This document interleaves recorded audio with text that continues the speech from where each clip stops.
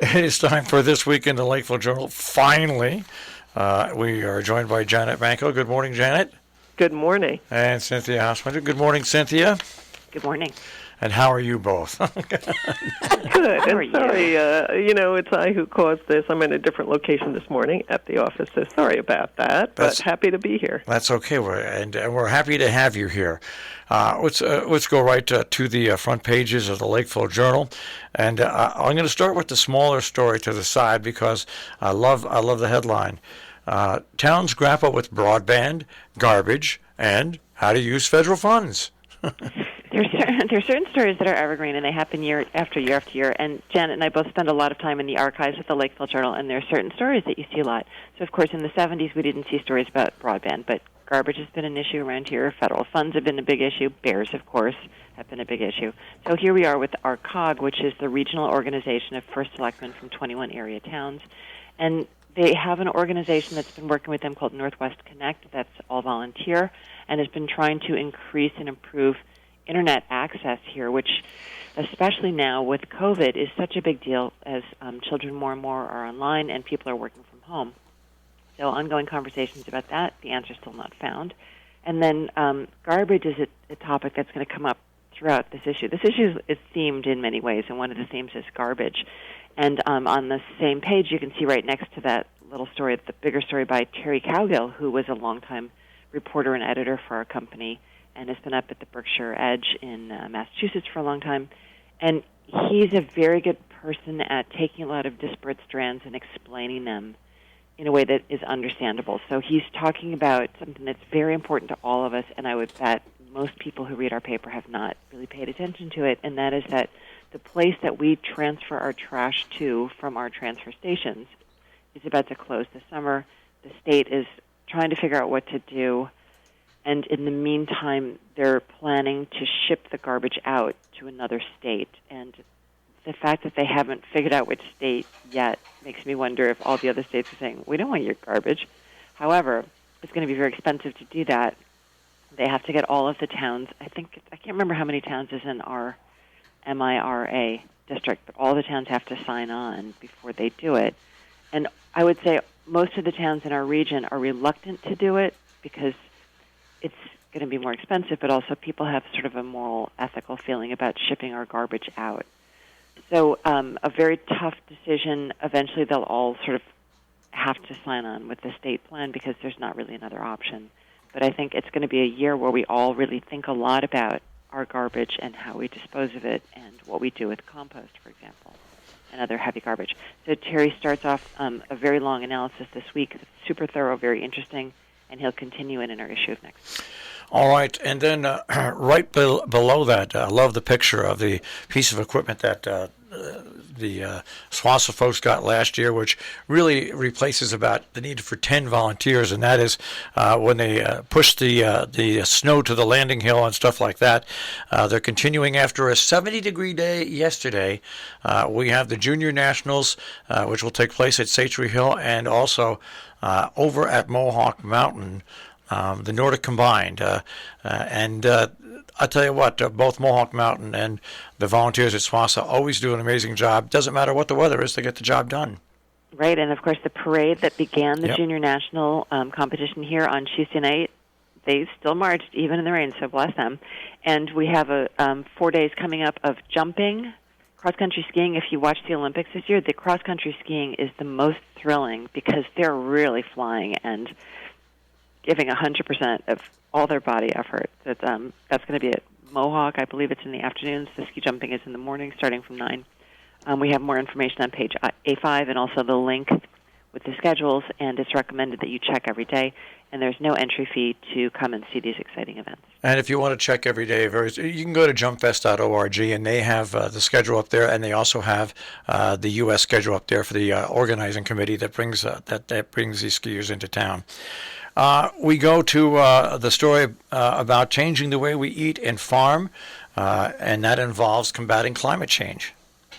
This is the second theme of this issue, which is farming, and especially farming and climate change. And Jonathan Safran Foer was the speaker for the Salisbury Forum and went into great depth about how we farm, how we eat, and of course how the change of climate is impacting the future of how we eat.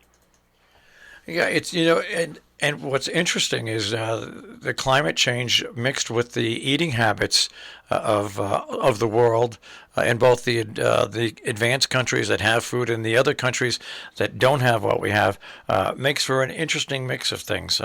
It's a pretty cool story that I follow up from a documentary that I saw just the last week that all goes into changing the way we eat and farm. It all goes in, and then you add climate change on top of that, and it's a pretty big story. I don't know whether this is good or bad, but 235 years of election results are now online.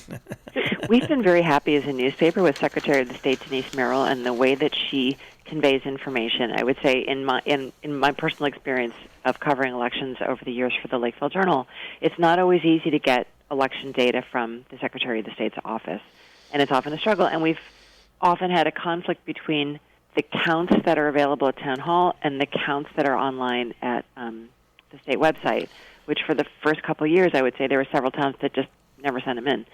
And so we would often be scrambling on the Wednesday morning after an election to try and collect data and then to try and reconcile it, and often to read, handwritten numbers and hand-tallied math.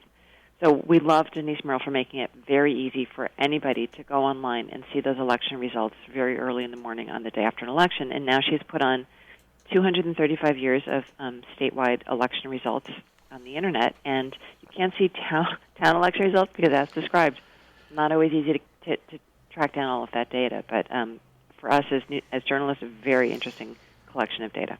All right. Well, of course, this is FFA week, February 19th through the 26th. You've got stories on celebrating future of agricultural leaders. Also, once again, how climate is affecting our local farms, and also supporting people that support the FFA. Right. And so the FFA, people often say to me, why do you call it the FFA? Why don't you say what the name of the full organization is? And it's because they don't use the name of the full organization anymore. But this very good story from the FFA reporter, Mackenzie Casey, it explains the history of the FFA, which is Future Farmers of America, and how this organization has grown nationwide to be much, much more than just farming. Not that farming is not important. It's hugely important.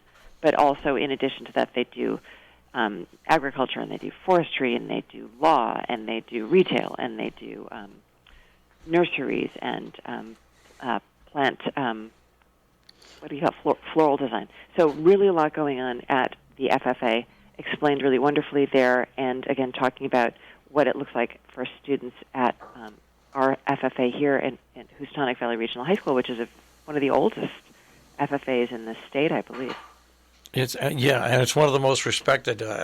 They just have an outstanding track record. Yeah, agribusiness is agribusiness, and it touches just about every part of our lives. It's not just farming. So, it's and then the panel coming up in Sharon at the Sharon Historical Society has lots of local people, including people that have gone through HUSI and that have gone through our, as you said, extraordinary FFA program.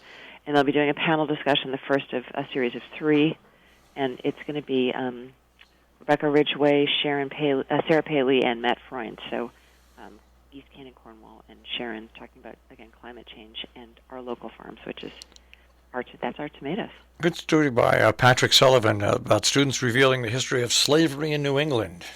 The Salisbury School, which is the private boys' boarding school, I shouldn't say private, I say independent boys' boarding school in Salisbury, has really been digging deep over recent years about our state and our part of the state's participation in slavery and unfair treatment of other humans. And they've done an extensive amount of research and are presenting that research in Zoom presentations. So Patrick covered the first one. There are 2 more to come, and you can get information on how to sign in for the upcoming talks. All right, let's go to Cornwall. They're going to wait. Before we go there, the herbicide spraying on the tracks in Cornwall. Once again, it's the opposite of farming. Yeah. So in the sense that farming is like we're trying to get stuff to grow, the herbicide, the state, of course, the Houstonic Railroad, which travels through our region and does, move material for companies back and forth.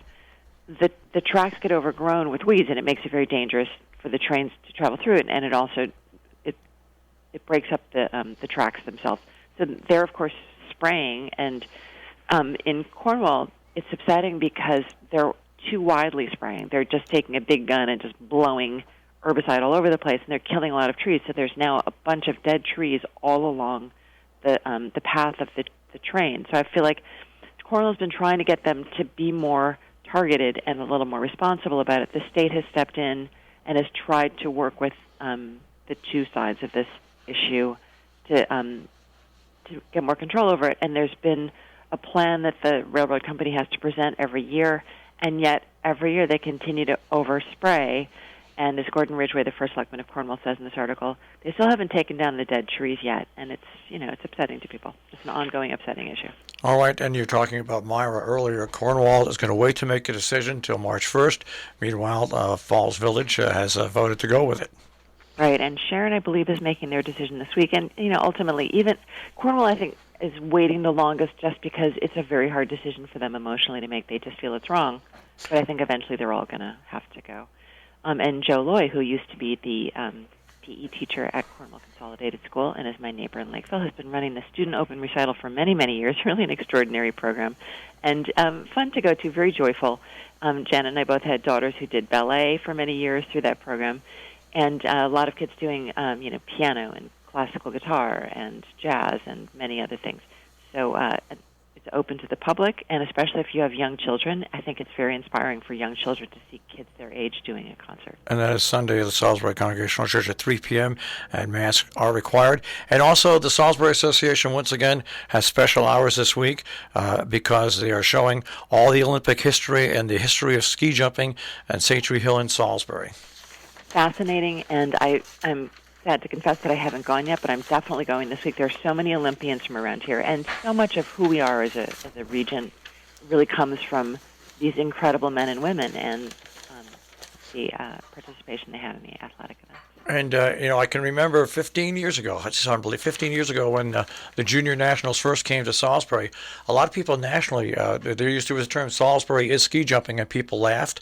Well, they didn't laugh when they came here and visited and saw how important ski jumping is in the history of Salisbury, and the money that was raised to put up the new jump so they could bring in the Junior Nationals every 5 years. It was an eye-opener to a lot of people across the country about ski jumping in this neck of the woods, and people forget there were ski jumps in just about every town. Right. We have that wonderful book by Ariel Picton Kobayashi, which talks about ski jumping here. And again, we have some of the top jumpers from all across America under the age of 17 competing here. Some of these athletes will go on to the Olympics. And as you said, Marshall, they all, once they've jumped here, say this is their favorite place to jump. It's very intimate. The crowd is right there. They get a lot of crowd support. And also when they're out walking around town, as they're doing right now, you can see everybody walking through Salisbury Village. People are really supportive and really welcome them. Let's go to the opinion page in the editorials. Janet, the editorial, The Power of Regional Thinking. Right. We're in an area of Connecticut that, we're sparsely populated, and we don't have, a lot of power in Hartford, but it helps if we can gather together and get some critical mass. And this has happened with different organizations over the course of time. But right now it's the Northwest Hills Council of Governments, and we talk about what they do. Patrick has a story about them this week, and we look at what they have done over the course of time and what they're looking at doing now to bring in funding to the towns and what they see as important. So, of course, we do mention garbage. How can we not? And, there's just so much going on.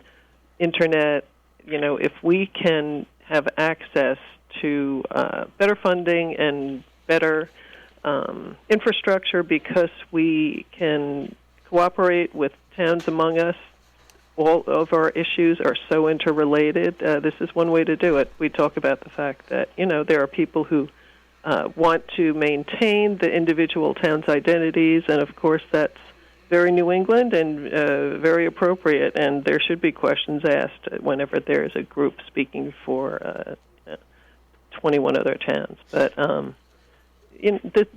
think about it and read it and let us know your thoughts. And the letters to the editor range from the Town of Salisbury Plan of Conservation Survey, the Railroad Depot, a Wag the Dog situation, and to go back, we were talking about ski jumping 50 years ago today and turning back the pages. Vigor Thornton of Salisbury named to the National Ski Hall of Fame.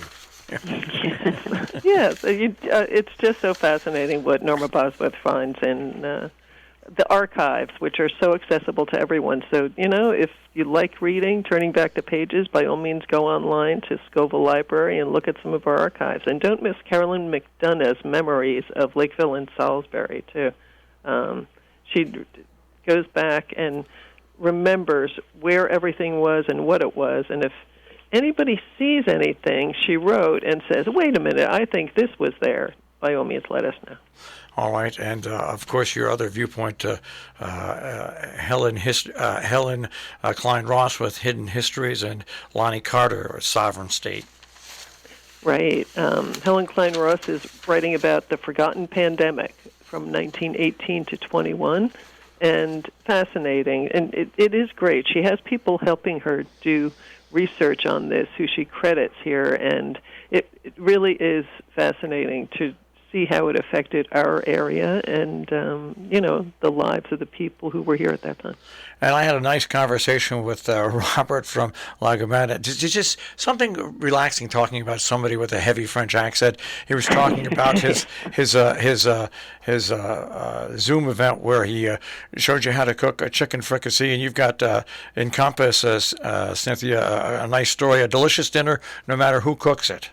And we say no matter who cooks it because, as Robert said, sometimes they do have it on the menu. You can go and Robert will make it for you, but you can also make it at home. My friend Dana and I watched the Zoom and tried to follow along, but he went really fast, and but it was fun. And we just think, happily, the Hotchkiss Library of Sharon included the recipes, so we were able to make it. It was delicious, and they have 2 more cooking programs coming up. And Sharon Playhouse has got some programs going in, which is very exciting. And they've got TAP coming up. What was the date on March 5th, but then they've got a couple of really exciting things coming up. And Andrus Nichols, who is sort of a beloved local person, is back again after having done some really interesting theater work in New York City, and is teaching class in monologue at Sharon Playhouse. I think that's sold out already, but coming up in April, she's doing something super cool, which is there's a modern revision of The Scarlet Letter, and the actress Gretchen Mol, who lives in the area, is going to be playing Hester Prynne. And how cool is that? All right. You've got some story on the changes at the Sloan Museum. That's a talk that's coming up tonight. I plan to watch it. The Sloan Museum, very interesting place. I think that people, it's like the ski jumps. It's one of those things I'm surprised that more people don't know about it. People who live up here often are fascinated with old building styles and old tools. And if you want to learn about that, Eric Sloan is your man. Beautiful books that he's done with hand-done drawings, and also his antique tool collection, which is at the Sloan Museum. It's part of the larger Connecticut Antique Machinery campus. But a lecture on the history of it and what's coming up tonight, information on how to sign up is there. We've got a really lovely article by Alexander Wilburn about why he loves the work of Edith Wharton, who famously, of course, is had the house in Lenox, but wrote so much about New York City and New York City society. And Mark Scarborough, the beloved book workshop leader, is teaching a series of classes on Wharton starting on Tuesdays, March 8th in the morning. Information there on how to sign up. And then KK Kozak, who has my old house in Sharon, so I am always very connected to KK, but also just love her work, which is very evocative of the part of the world that we live in. And she has a big show up at the Berkshire School in Sheffield and a couple works down at the Knies Barnes Fine Art in Kent. All right, and the Tri-Corner Real Estate is out this week. It is, and plenty of properties and homes to look at. Even though we're hearing so much has been sold, and people are struggling to find properties, homes and apartments to live in, this is the place to look. So give it a read and see what's out there. All right, and I want to plug your cohorts at the Millerton News with a big story, really, where Mr. Trotta went on record as the plaza's under contract.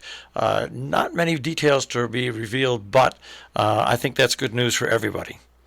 Well, it certainly is, isn't it? That grocery store in the Millerton Square Plaza closed in 2019 and left Millerton without a grocery store.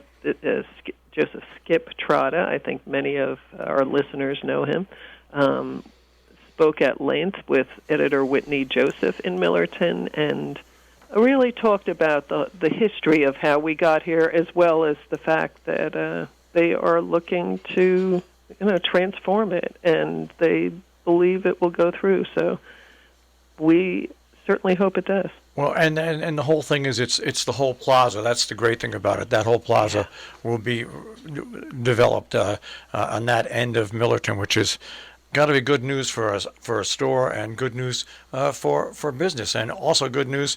It will clean up and have something bright and new. That entrance to Millerton, which comes out of Connecticut.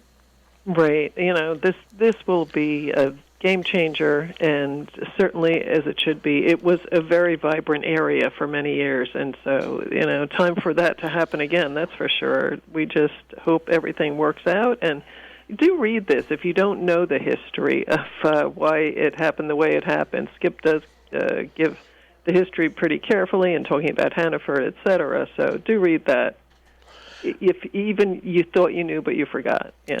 All right. Well, that's this week in the Lakeville Journal. Of course, on your newsstands, you can also get it delivered to your home and on the web, the way I get it, tricornernews.com. You can subscribe to that and have your access to either the Lakeville Journal or the Millerton News. Have a great week, guys. We'll speak to you next week. You too. Thanks so much. You too. That is this week in the Lakeville Journal. Once again, tricornernews.com. On the web and on your local newsstands as well.